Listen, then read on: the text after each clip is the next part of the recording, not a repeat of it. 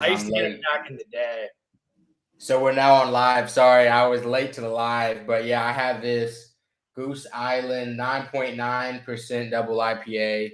Hey, that's funny. I got a Lagunitas Super Cluster right here, baby.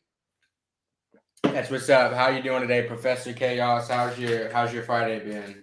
It was crack-a-lackin'. Lagunitas Super Cluster right here, baby. Oh, wow. Do you hear that? That's what's up. How you doing today, Professor Chaos? Is that on yours or mine? It might be. I think you have a tab open that's like showing the YouTube. I had physically your YouTube channel. Yeah. like for the reminder, I was like physically waiting for it. That's funny. But yeah, no, I sent you that picture. I got a new dog beginning of the week.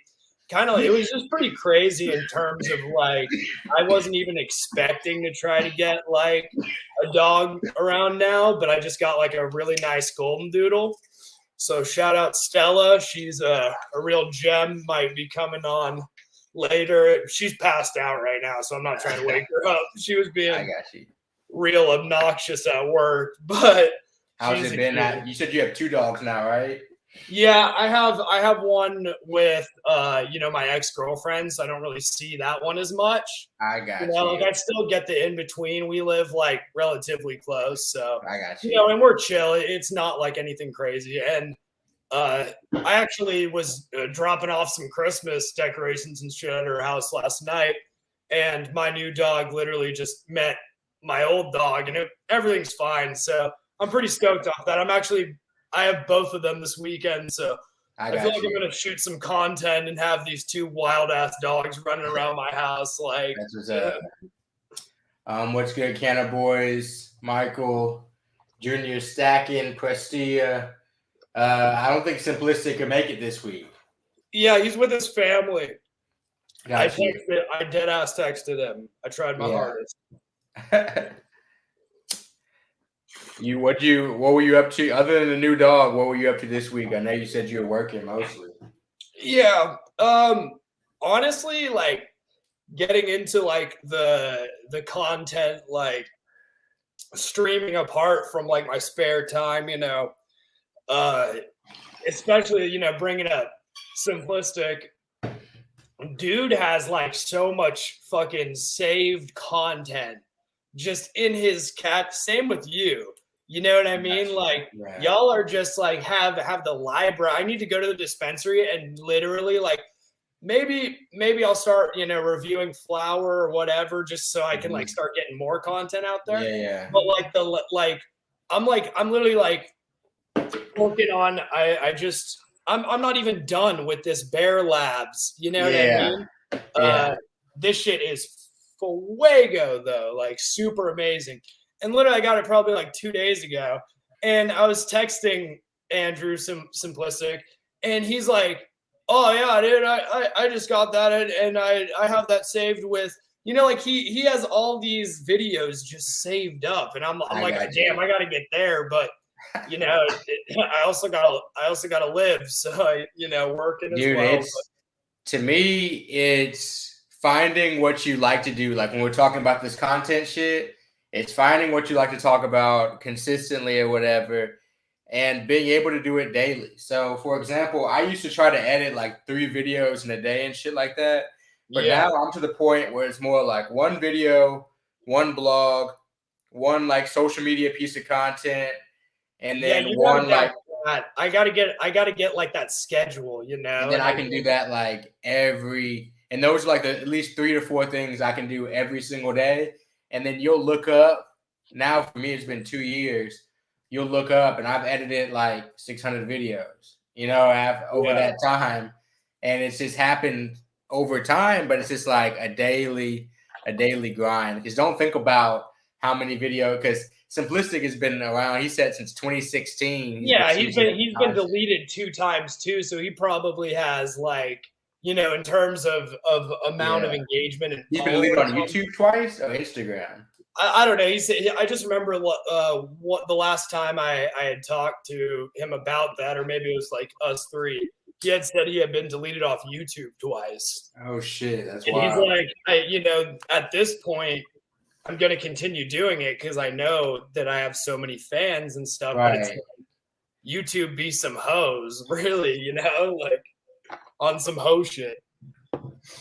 That's how it be though. You gotta make sure that, and that's also why I have like multiple channels and shit, because I'd be everybody who asks why Grant has multiple channels, it's because if his ass gets deleted, then he has another channel. Like it makes total sense. Three other channels. Yeah, like it's literally the only thing. If you're a weed tuber and you have one channel and you're trying to do it consistently, like you're playing a very, very risky game, because even my backup channels are growing like pretty quickly, you know, and to where I'd be down a little bit, you know, I'd have some smaller channels, but if one's deleted, there's no way I have less than like 5,000 reach type shit at that point. And that's what's important to me, is just it's protecting your assets, honestly, because it does factor in, you know, like when you talk to companies or when companies reach out to you and they're like, hey, you know, we want you to sponsor, you know, whatever, we'll send you this shit.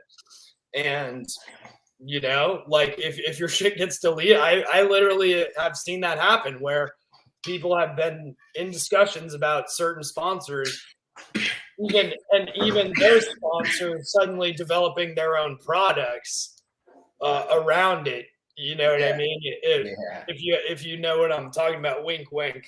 Yeah, I got you. There's some, I think there's some bigger YouTubers right now that are coming out with their own, you know, minor cannabinoid products, which is very smart, you know, especially taking into account, you know, your stance on minor cannabinoids, my stance, you know, working in the field, and literally, you know, I feel like especially the minor cannabinoid talk has only began in terms of like other states getting Delta 8 or HHC or whatever. Yeah. It's very interesting, especially, you know, in California, you don't see very much talk about Delta 8 or minor cannabinoids or whatever, because there's so many legal cannabis systems, you know? Yeah, I agree. It is very interesting, because it's interesting how many people would stay with like Delta 8 products if there was legal cannabis, if they knew about Delta 8 first, because we're starting to see states now where people are knowing about Delta, or having Delta, not knowing about, but having Delta 8 available to them first. Yeah. I think there will be some people in Texas, because I've met so many people in Texas that were like, dude, the weed I've been getting is way too strong. I need something that's like a little bit more relaxed, a little bit more chill. I don't want to be as high as I used to be if it's like an older person or something like that. It's funny because a lot of people will kind of shit on like Delta 8 flower just because it's sprayed. But like I've had some legit third-party tested sprayed hemp flower. You know what I mean? Where you can take the COAs all the way back to the fucking plant. It's just sprayed onto the hemp flower. You know what I mean? A process in itself, you know, I've even heard you say it, is not a bad thing. It's just when you don't know what the concentrate is that's being sprayed on, right?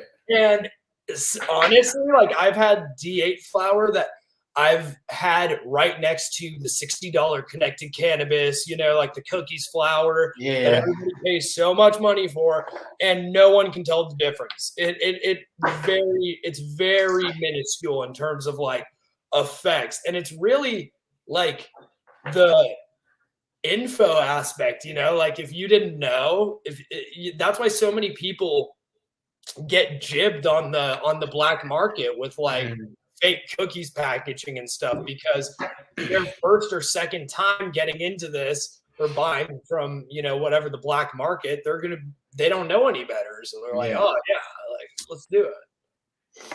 No, I completely agree. And when it comes to price, especially like out here in Illinois, for example, when we're talking about like Delta 8 versus like Delta 9, or whether people are going to buy it or whether people are going to try it, I think you also have to think about the fact that, or like anybody think about the fact that, like, does it get you like twice as high?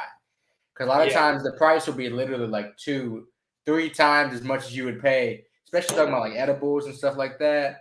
Is it getting you 2-3 times as high? And the answer is usually no for most people in terms of like how much money you're spending versus the return you're getting. So a lot of times it really is like if you're used to the Delta 8, people might stick with it, but people are not going to change from Delta 9 to Delta 8 with a lot of Delta 9. Yeah, that's something that I've personally been struggling with, for the past couple of years because, I was a shout out Reddit. I was back in the Delta 8 days, Delta 8 on Reddit has some legit following. People are on there starting arguments, about companies and calling people the fuck out. And I literally grew out of that experience because those are the most informed people, and you cannot survive in that industry if you play games, and they'll call you the fuck out. Like it's a legit industry. Like it. I was even, at one of the expos this year, and I went up to, I had a conversation with one of the spokesperson, the main lady who ran the expo. Hold on, let me take this dab. It's perfect. You got it.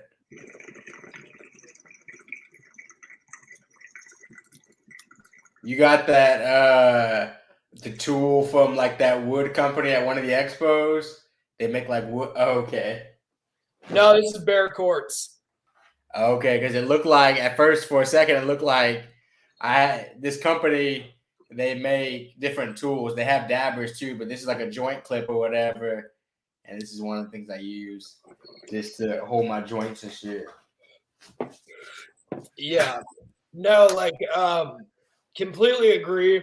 I see a lot of the comments. I think Delta 8 in terms of like legality, products, you're talking to somebody that's very invested in the idea. Right. Yeah, for sure. But I think, personally, when it comes to synthesized cannabinoids, like when you're coming to like THCO, when some of these THCP alternatives, I even just watched older video of yours, not even older, but I think relatively recent. You were like doing like God's Gift or something like THCP. Yeah, like a month and a half ago, something like that. Yeah. Yeah, like even those aspects, like I feel like as soon as you get, like I'm somebody that comes from at least educational standpoint with a lot of these cannabinoids. I've like literally spent the time. THCO, for instance, was actually created by the U.S. government back in the 30s, which is fucking crazy. You know what I mean? And like people are like, hell yeah, bro, THCO. And it's like, dude, they were literally injecting rodents with it to see if it would make them die faster. You know what I mean? Like, dude, I tried the edibles the other day, and those edibles were like trippy, dude. Like, yeah, they just, it's something that doesn't like come from the plant. You can tell that it's like and the way the edibles hit, it was like the psychedelics type shit in terms of, because I mean, LSD was made by the government as well. So it's like in the same type of way, like bodily at least. I wouldn't say it was like as visual, but I'd be curious because I only ate like 50 milligrams. I'd be curious to know, like in terms of the psychedelic realm, if you had a lot of THCO like edibles, how would it be?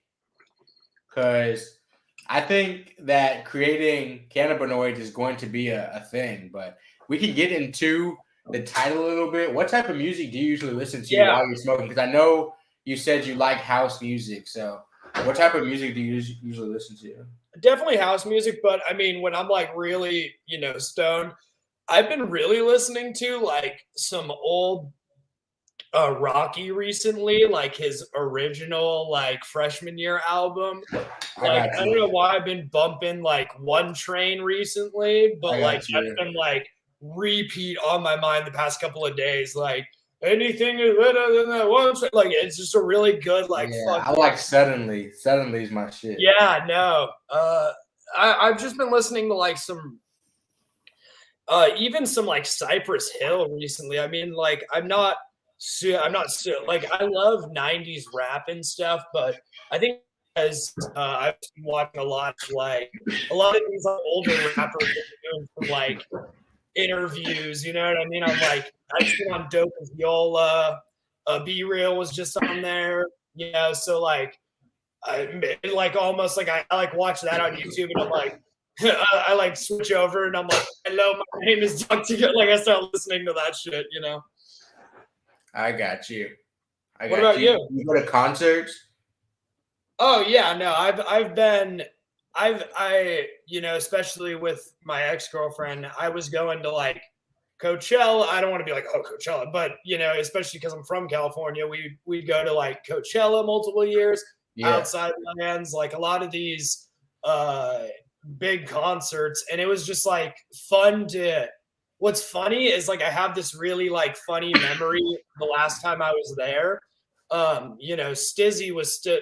I still think they're pretty big, but you know, in terms of like such a new big thing, you know, they've been pretty prevalent for the past like year or 2 years now. And last Coachella, how about you? Yeah.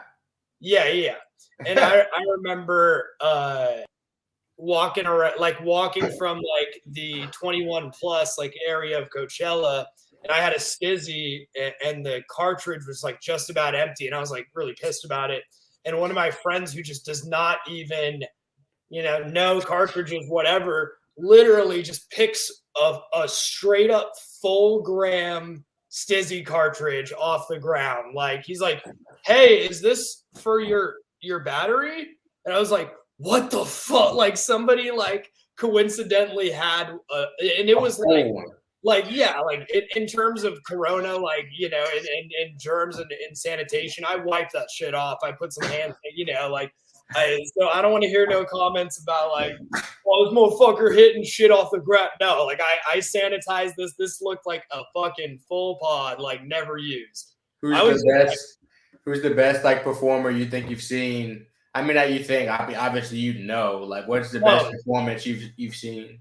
Two stick out in my mind because I've been to 5 Coachellas. But fucking Tame Impala, the last year I went, you know, like I'm super big into alternatives, so I'm always, you know, Tame Impala. Just I was on some psychedelics. So no, my girlfriend loves Tame Impala. That's no, I mean every girl loves Tame Impala, you know, like secretly. But and then Kendrick Lamar, the first year I went, it was the first Coachella I went to. Damn, had just released like that weekend, so like he was fucking on one in terms of like there was literally a part where he popped out from like the middle of the crowd, literally, and I was like looking up, and I was just like, what the fuck, and like. It just did the whole album. It was crazy like that. So those two were like, they're still in my mind. Maybe the Eminem performance, like at the last one, just because he brought out like 50 Cent and like Snoop Dogg and was just wilding out. But like a lot of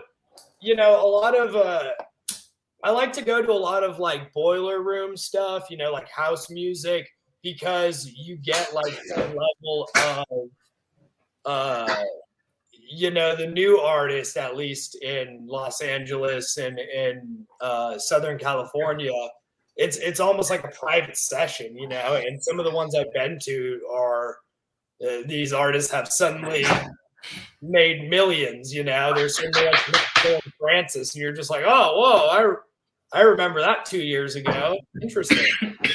That's what's up. I've seen Kendrick a couple times. I saw him though, like right after Good Kid, Mad City. So this has been. That's way earlier. If anything, that's more OG. I saw him in Warehouse Live in Houston, Texas, and it was an okay performance. It was marred by the fact that like I had to wait outside for fucking forever, and and this shit like that. But then I saw him open up for Kanye Yeezus tour, because I saw Yeezus in Houston. And that shit, dude, Kanye had that bitch like unbelievable. Like it's snowing in there and shit. You're sitting there. I hadn't even smoked weed at this point. This is like early my senior year of high school. Or maybe I smoked weed like one time, but I wasn't a consistent weed smoker at this point. But I'm watching it snow in there. You never see his face because he had started doing like the mask shit and stuff like that.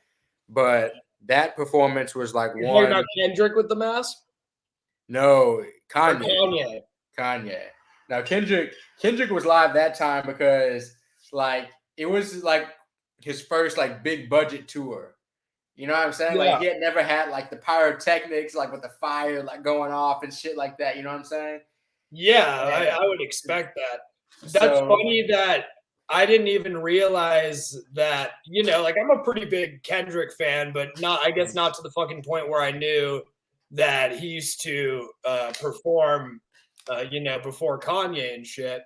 And that's funny that, you know, like, again, speaking about favorite music of 2021, honestly, best hip album this year. Ready for it? The Baby Keem fucking album. That was crazy good. I got you. Crazy good. Oh my God. Like, and the fact that Kendrick produced it alongside him, and you know, it was just like, I remember being like, I think I was at the gym or something. I listened to that whole album fucking back to back. I love albums where like you can tell it's a masterpiece where you're totally fine with, like, you know, like just letting it ride out. Even if the songs aren't like the best, you're like, I'm still gonna listen to it instead of, you know. I get that shit on vinyl then. I've got to look up what mine is. I'm curious to what my current album of the year is because I don't know exactly what it would be. I looked at like my Apple year in review thing, but I don't know what my favorite actual album is from this year. Who would you say is like the artist that do you have an artist or at least a couple artists that you listen to like all the time right now? Like all the time, I would probably, I don't know. I feel like I've been like so busy, especially like this year. I've stuck with like almost the current artists that I've just always had. Right. For like whatever reason, like but that's been going back to like 80s music. I've been going back to like 90s music, like almost just because a lot of the new stuff seems very repetitive. I don't know. Like I do like, you know, like I don't know. It's like, for instance, with like Drake albums, right? Like he'll release like 2 or 3 songs, right? Like an artist usually does before an album. And those are like the banger songs, you know, clearly they do fucking gangbusters, you know, and literally every song on other than those on the album, you don't remember. You know what I mean? He has like there's so many like examples of this, like Scorpion, for instance, where like, you know, like 2 or 3 of them because they were freaking bangers, but then you're like, you know, skipping through the rest of the album. Yeah. Like, I don't like. I think that's most albums because I've thought about this a lot. I have very few albums in my life that I can say there's not a skip in there. And when I say few, I mean under 5 albums to where I truly feel like it's like no skips. Because you gotta think about how cold somebody has to be like a non-skip album, an album to where you can just listen to the full album. Do you have a lot like that? Because I don't have a lot like that. You just never listened to old Black Eyed Peas albums. How many do they have? I don't know. I've been listening to like hella Black Eyed Peas for whatever reason. Because I'm saying I don't think they have that many albums. No, but like we were all in middle school, you know, like that shit was so fire back in the day. Pump It, like, oh my God. That's what I'm saying though, is that they don't make shit like that anymore. If you're talking about the Black Eyed Peas albums or whatever, it's like not that many albums can be played front to back, and like you're not missing, like you're not skipping any songs in that, because for artists to come out with like, let's say 6 to 8 studio albums, first off is impressive, but 6 to 8 to where you like 3 to 4 songs off of each album. So we're talking about 4 times 8, you like 32 of their like 32 bangers. That's what I'm saying. Yeah, okay, that's statistically like you're a fucking bandwagon. Then you're lying to yourself if you're like, I like every single song on this album. Like, right. Even when they do the stupid outros, like it's like some like I love with the rap albums too when they always like for whatever reason they're like, let me put in this 1 minute and 30-second conversation of me with this crackhead. That's just what they want to do. No, I know. I get that it emphasizes the album and puts you in like, I went to film school. I get Melons en scène and, like all that shit. But like, it's just kind of like, is that person like, I have that saved too, bro. I love that minute 30 crackhead outro. That's my favorite. Okay. Kid Cari. Yeah, Future do be hitting different when you get geeked, but still Future, in my opinion, I'm a Future fan, but all right, that's a bad. I'm a Future fan, but I still think Future got 3 to 4 bangers per project, for real. Economics, have I tried making my own edibles? There was no way I went on vacation in college without making edibles. Edibles have sustained me through many hard points in my life.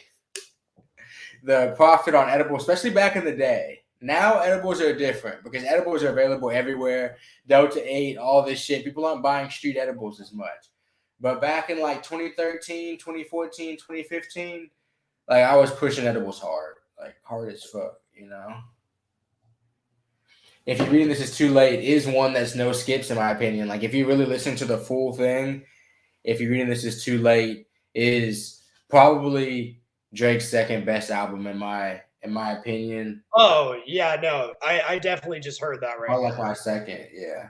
I think I like Take Care the best, I think, but some days I put him on. I just remember, But I still don't know. I'm up in the air.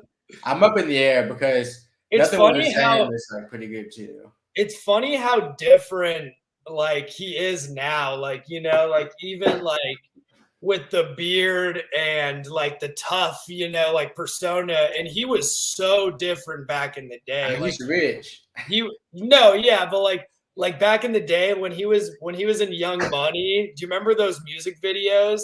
Like he had like the khaki shorts and shit. He was just like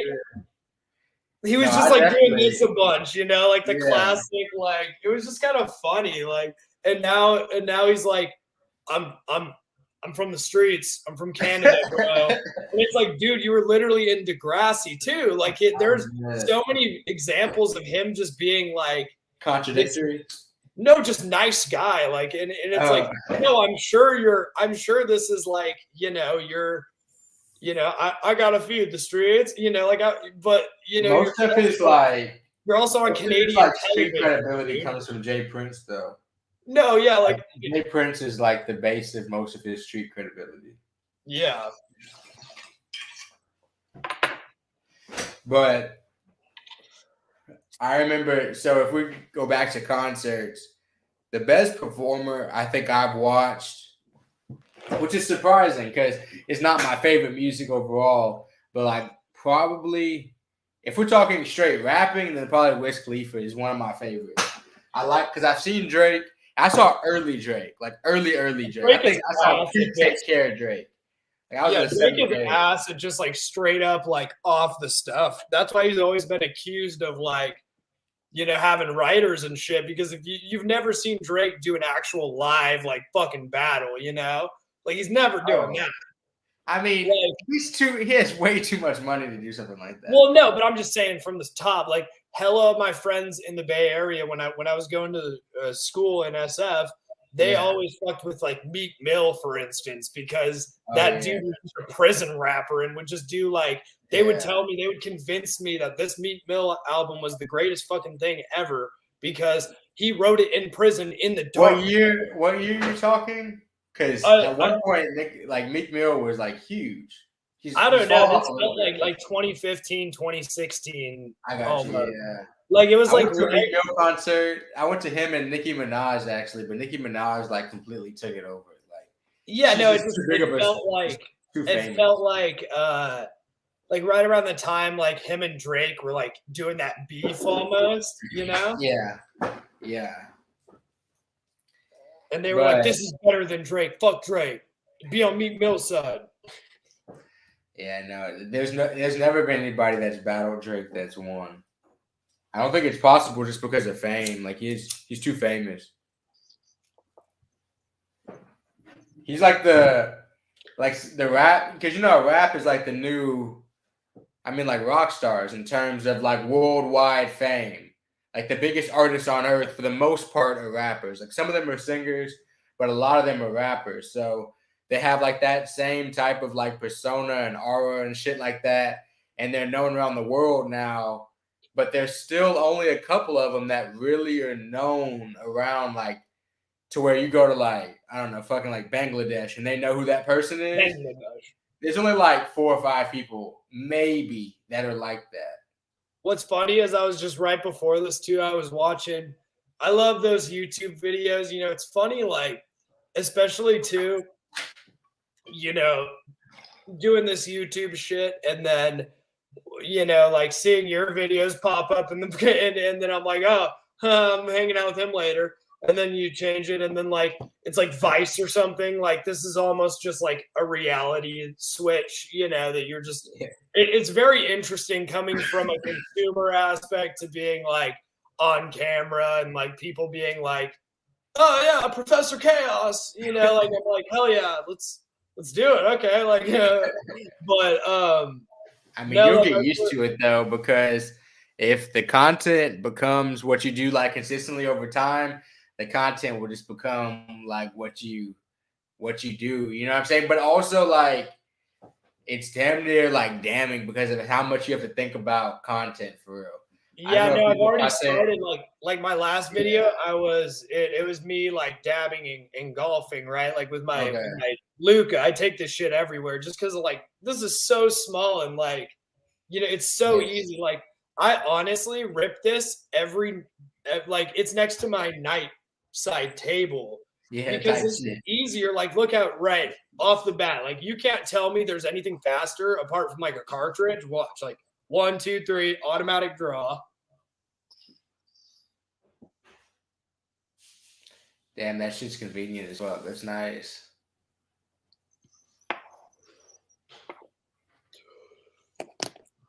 That's just like nice.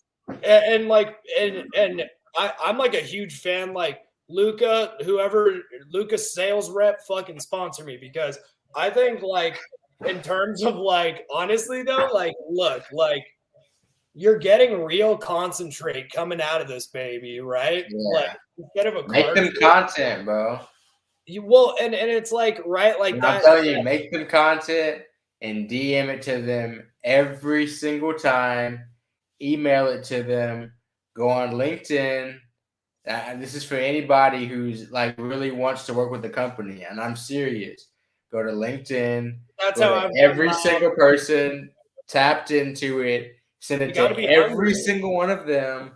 Like somebody will think it's good content and then just keep making content, bro. Like that's the key. Especially in this industry, like there's people that like me work in the industry, but apart from this are passionate in it and are like, I have my opinions about everything and I have unbiased opinions about other things. And that's why it's like, I feel like you don't get that in other industries. You don't get like people like Apple executives talking on podcasts with other people because they want to, you know what I mean? They're not trying to make the computer legal though. They're not trying to. That was a good fucking point right there. They're not. I'm just saying, like, if they were trying to make the computer and the internet legal, I guarantee you they would be making podcasts. They just have to make advertisements to make it look nice, make the packaging nice, make the, what I'm saying? If you read about like Steve Jobs and shit like that, like what really went into making Apple is not really what we're even taking from it now. Like to get like the money it took and all that type of shit. Like he scammed a lot of fucking people and shit. Steve Jobs, don't get me wrong. Steve Jobs was one of the biggest pieces of shit in terms of like technological, industrial people. But that's why he's a figurehead. Those people are the ones that stay in history, regardless of if they were good or bad. They're the ones that impacted. It's like the oligarchs, you know what I mean? Like the people that like back in the 1930s when they owned like fucking all the oil pipelines and stuff. Yeah. They were savage. They would like just fire people, you know what I mean? But like that's why they were like killing people. Yeah, like it's like at the end of the day, if you had a conscience, you wouldn't be remembered like that, you know? And that's why Steve Jobs is remembered like that, is because he was so impactful, but like he didn't give a shit about his family. He like regularly denied his kids. Like he was just not a good person. For sure not, but being a good person, like in one sense, was he a great person overall in terms of impact on history? Yeah. Yes. Was he a good person to his immediate people around him? Exactly. So it's you can be a great person. Like, yeah, you could be a great person in history. Like you could be like, how important is because we all play our role, I guess is what I'm saying. And his role was not to be the nice person. That is true. Absolutely. I'm reading his book again right now, and it's pretty crazy. But every time I read any biography or anything like that, bro, everybody in history be fucked up. It's just it makes me feel even better as a person, damn near, because people in history were insane. We are in the best time of life overall, if you think about it, because in America for sure. Oh yeah, 100%. Like not only are we lucky enough to be in America, of all places, you know, that we could have been born in, but we're in areas where we're openly talking about cannabis. You know, it's okay. We don't have our freaking doors busted in, you know, and we can actually, you know, in a lot of retrospects network, you know, based on shared attributes. And it's pretty interesting, you know, apart from the past 100 years, this was not possible, you know, and up until the past, I would say maybe 5 years has this kind of content even been possible. You know what I mean? Like where people have had the gall to like start doing bong rips on YouTube and shit. You know what I mean? Like that this has not been old content at all, you know? Definitely not in the grand scheme of things. Like this is the time to kind of like take advantage of this though, you know, because this is when I've told people this before, like when they're going to start having like cannabis degrees and stuff like that, cannabis marketing degrees stuff. But like that stuff in those textbooks and those pipelines and stuff are being written right now. Like, so how that cannabis marketing is going to be done, how that cannabis sales is going to be done, how cultivation systems vertically and horizontally are going to be done is being figured out currently. The laws are being set currently, and the history of the weed market is being established right now. And that's why it's important to, one, strategically, like geographically position yourself, because there's a lot of people that are in positions right now where I meet too many people in illegal states who are trying to do weed stuff. And I'm like, bro, just move. Just fucking move. Like, I meet too many people for real that are like and they're like trying to sell weed. A lot of the content, I was that person with content for. Well, yeah, you were in Texas. That's why you were like, I need to get out of here. This place exactly. is like, you know, exactly. But it's a lot of people. Texas is like a perfect example of the impact of what happens in a legal market when people find a way into selling into a legal market, you know, hemp products, and a governmental system that isn't respondent to them. You know, I think I meet a lot of people from Texas that are, you know, from Austin, from Houston. They're literally like, man, the street weed here is so bomb, but it would never be legal because the politicians are the ones that are against it. And I think they're just figuring it out. I think they're figuring out how to best tax it and everything. Yeah. But down in Texas, I think it'll be legal soon, but I think it'll be just as fucking corrupt as it is up here in Chicago for real. I think they're gonna figure out ways to kind of corner the market. They're gonna make this regular gelato strain that's been around for 20 years in California that's been sold as a mid, and they're gonna sell it for like this ridiculous $65 a gram. But like that progress will just be made step at a time, because I don't know if you saw that like lounges are about to be started being allowed in like Denver and stuff. That's lit. They're not even like in San Diego.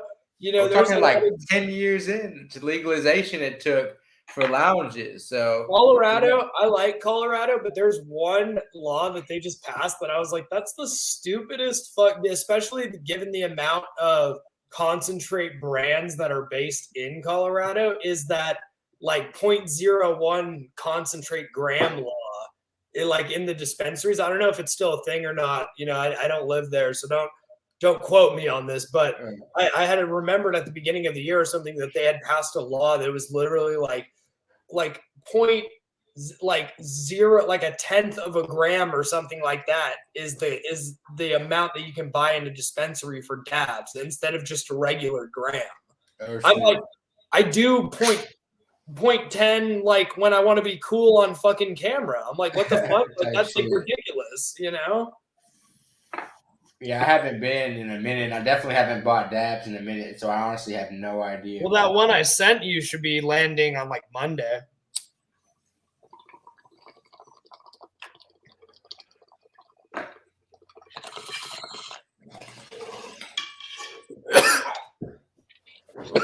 I think it was it's Papaya Kush or something, the one I sent you.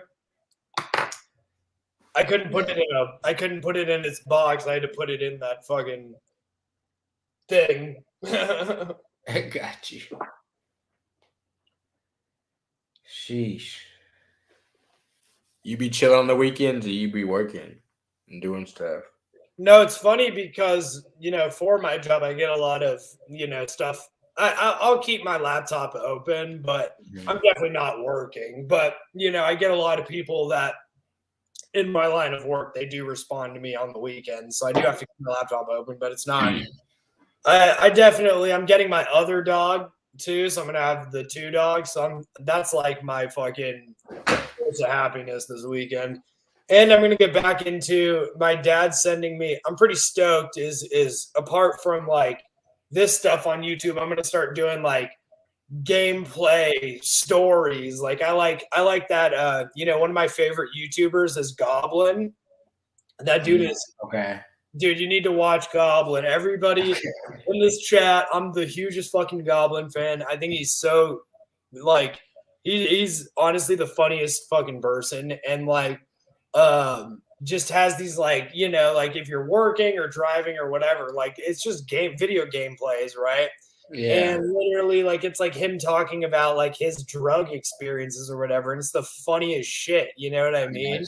Like, and he can get away with it because again, like it's video game content, right? And like and I feel like I especially being in this environment, I clearly like this level of like transparency with everybody, and like it feels almost cool, connecting with people and seeing people like live stream fucking comment in the chat, Yeah. No, definitely. The live stream is my favorite part. I do it every day. Check in, guys, if you want, 9 a.m. every single day. But yeah, I do the morning live streams every day. And it's helped me start my day. And also, like, I've done it for 3 weeks now. And so I just continue to keep doing it and just see what happens. And if you want to join one day, you're welcome to. But I'm going to start having guests on 9 a.m. live stream too. Just because it's going to be like a pseudo radio show or some shit like that, I guess. But You're gonna be like Every Howard day. Stern for the YouTube weed community. Whatever it becomes is what it becomes. But it's honestly like the I like time your in my day. consistency. I like you have such a consistency. Like it's almost like a transparency with you. You know, you're like, this is my life throughout my days. You know, like I see like almost your emotional state in your beanies. You know, the beanie chain.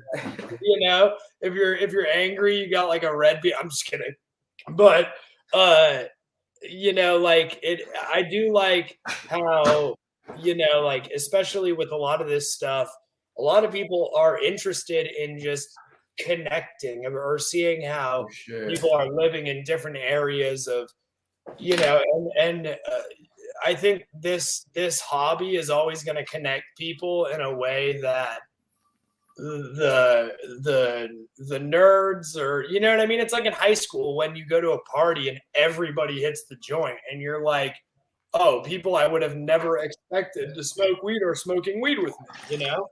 Yeah. And it's just like the simple matter of that fact is more connecting than anything you or I politically or socially or whatever could connect by. You know, we could honestly, we've never talked about politics. We could be totally fucking different, you know. But the simple matter of the fact that you and I like to connect over this simple thing is enough for everybody to watch, you know. It's pretty crazy. For sure, no. And there's 11 people on now. Appreciate you guys joining us. I'm currently live streaming on the Cannabis Library and my personal Grant Patterson channel and my Twitch, actually. So I appreciate everybody who is tuning in. It's dope hanging out with you guys. It's crazy that like every time I get on live stream, it's about this consistency, like 10 to 12 people or whatever. And I'm cool with that. I'm actually a little bit worried about the future because in the future, those big YouTubers really have to come up with content the whole time. For me, I get to actually have conversations and read it. When it's like, you know what I'm saying? Like, yeah, like the I definitely, as somebody, like, I don't even know what to fucking talk about. Like, I have to get, especially when I come on here every day, like 6 days a week, usually I live stream. That's like I'm trying to get on your level, bro. But even like I was just checking like my fucking subscriber count. I was like at like 45 subscribers. I was like, I think I called my mom. Like I was stoked off that shit. Live streams will help you for sure, bro. No, and it was literally like, you know, and people were commenting on the video like, where'd you get this and shit like that, and just like it. I just had like I don't know, it just felt nice, you know, to have like even that almost gratification, you know. But I feel you 100%. I'm excited just connecting with people. Like again, like it's not like I'm doing this for a living. I do another thing for a living, and I do very well at it. And I like to connect with people about this, you know, plan. And I think, you know, we're in a right space and right time to where we're able to do it. For me, this space or whatever was like a way that me personally a couple years ago, and Sergio when we started it, but the way that we together, I get no money. Like, how can we get in the cannabis space? Because it's expensive. We had no money. We're in an illegal state. So YouTube was the only option. And we worked at a CBD shop, which was failing because it had to fail because the dude was a fucking idiot. But, like, there's nothing more pitiful than a douchebag. But regardless, the dude, like, we knew that business was failing, but I was like, I want to be in the cannabis market. I had taken that shitty job just as like humility, like humbly trying to like get into the market. And it worked out because I realized this channel and shit, realized the power of YouTube, realized the power of media. You guys go check out cannabislibraryus.com if you want to see more content. If you want to see more like reviews, some blogs, shit like that. But regardless, just making content in this space is a way that you can freely get into the space. It's expensive. if you really want to get in like the whole legal way and start a dispensary and all that I hear some people have, like the dream that people have of having a dispensary and shit, I'm like, dude, you have to have stupid amounts of money. Yeah. And especially in California. still, when you get the door open, people might not come. I think ultimately what I like to think about, especially when it comes to talking with successful people, even connecting with you, I felt very blessed, connecting with Andrew Simplistic, and some of the other people I've connected with in this industry. I felt very blessed. But you really see like the people that are about the culture, about the passion, you see them in the consistency and the grind. And you see that, like people like you, they're for the commitment regardless of the stigma or whatever, because it's more about their passion. You know what I mean? It's almost like I've gotten past the point, especially too, of like, I don't give a shit what other people feel like. You know what I mean? I'm in a position where I'm successful in what I do. I have this passion, and people seemingly have started to care about what I say or what I do. Yeah. And I like to connect with those people, and then it is what it is. And I think that's like a really great atmosphere. I think when people get too big, like you said, they start to lose track of connecting with their audience. They're almost it's a tough balance, dude. It's really a tough balance. It's funny because watch like in the future, 10 years from now, when we're hitting 10 million subscribers and we're like, I'm dead. What's up, guys? This is Stizzy plus XL double triple rip bong rip XL short, and like literally like that's where the content is gonna get, and people are gonna be commenting like, well, in fucking 2021 you said that you hated people when they got too big, but like it comes in like suddenly everybody's about it. So it is what it is. Do you have a space you wanna fill in the cannabis market? Do you have a long-term play? Honestly, no. I think honestly, I have as somebody who, does this daily, does this kind of consumption daily, has been for a couple of years now. I think it's more about addiction management. I think a lot of us, I'm not trying to say that we're all like fucking crackheads, but I'm just trying to say like it's more about understanding yourself and the way you consume products. College, for instance. I respect that. If I didn't have anything else to do, I could go through an eighth literally like in the city in 6 hours. 6 hours. Yeah. I'm not even fucking joking. Like it just because I could, just because my throat was used to it, and because I was living in, like an environment where everybody smoked weed and everybody had an Illadelph and everybody, you know what I mean? And being in that environment, it's cool, but it's also cool to make money and be successful and also be a stoner. You know what I mean? That's also super fucking sick. And I think there's a lot of people out there that are very prevalent in society that are taking dab rips behind the scenes than you would think. You know what I mean? And I think or even like like how there was like an Academy Awards picture like 2 or 3 years back, and it was in like, I think it was like Lady Gaga's like bathroom or something. I don't know, but it was like it was like one of the ladies' bathrooms or something, and it was like somebody had taken a picture of all these famous people in the background. This is the background of that. And there was like somebody clearly ripping a dab pen, like right next to the person that was taking the photo. And it was next to people that were like ripping cigarettes dripping jewels and stuff.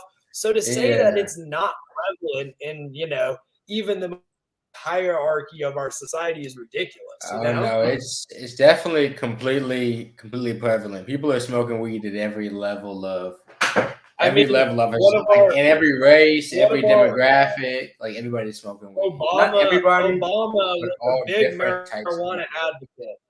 Yeah, for sure. Obama Kush was also one of the marijuana strains I've smoked, coincidentally. No, I agree with you, but who's Jennifer? I don't think they're gonna crack down on Delta 8. The DEA actually said that Delta 8 isn't a controlled substance. Yeah, they became homies. I think Delta 8's actually pretty safe.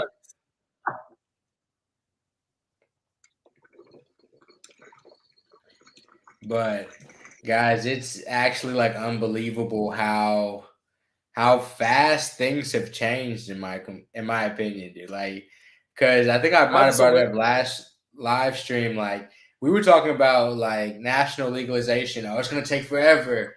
And then in 2-3 years, we're now talking about like we're on the doorstep of national legalization. Like, people have to understand this, and that's a big reason why I talk about this a lot on the channel. Is because if people don't grasp this, people aren't grasping the idea that this is like that historic moment that legalization is happening. And this is also when business is like taking its foothold to get like first in the door, to get like MSOs merging and all that type of shit. Like, it's happening right now. And a lot of people don't realize that, especially because a lot of people are in illegal states, but there's 41 legal states. Like, legalization is happening now. I think it's funny, shout out to anybody who's like a consistent dab rig person. You need to clean your banger. If you've been dabbing with us, clean your fucking banger. That's going to be like my thing now. Clean your fucking banger. That's a bit. But no, like seriously, I remember when I used to, back in the day, literally, like, I would get, we used to have, like, even being in California, when you were, like, 16, 17 years old, literally people, you had, like, the one or two, like, high school plugs, everybody knew someone, right? And I remember being at, like, In-N-Out one of these times when this guy was, like, trying to serve me. And I was literally like, okay, like, are you in the parking lot? You know what I mean? And he's like, yeah, no. And he literally showed up to my friend's car with a handful, like not even a bag. That's it. Like, I just dropped it in my hands. And I was like, what the fuck? That's how it be sometimes. I just threw it in my In-N-Out bag. And like, it was funny because my friend wanted to go back in too. And I was like, so I had to like walk back in with this In-N-Out bag full of weed, and just sit there for like probably an hour and a half, like just awkwardly. It's funny how it's gone from that to where we're doing hash rosin reviews on YouTube. Yeah, type shit. It's insane, the evolution of weed and how far it's come, and how many people must like it for legalization to be happening. Because if legalization is happening, that means government officials have been pushed to believe that it's okay. That means that some people like it. That means that a good amount of people like it. And then also means that a good amount of people realize I have a fair amount of family members that have been addicted to painkillers, to Percocet, to Oxycontin because of what the 1990s and what the early 2000s, what the advertisers and the doctors used to push on people. It's kind of funny how now we're entering an age of, now it's in the natural aspect of, like that's like the big advertising push, right? You go back to the 1990s and they were trying to push Oxycontin as the new Advil because it was like they were trying to make it like less addictive, right? And and now it's become a subject of like documentaries for Hulu. You For know, now sure. it's like our subculture to watch. While half sure. of our especially in California, there is a huge homeless problem. It's insane. I've grown Yeah. up around it my whole life. Like All I like was in those. NorCal. Yeah. Bro, you're in Chicago too. You know, like Yeah. I think the homeless crisis in America is a more mental health problem than anything. And it's more a government refusal to acknowledge our own opioid epidemic and treat people rather than address regular homelessness. Yeah, I don't know how much I want to dive into. Oh yeah, Where no, I feel like, because I feel like I think that just overall the United States is reaping the poor issues of like the racial segregation of like the past and shit like that, because it's starting to mix. Like it's not about race as much, it's more about like class and money amount. But with that being said, now like it's starting to like overall happen like across the board to where like mass amount of Americans are being affected by it. So I think that's kind of just what's accelerated the homeless issue even faster, as well as people pushing fantasies. I think the US is a place that's like very, very good at marketing.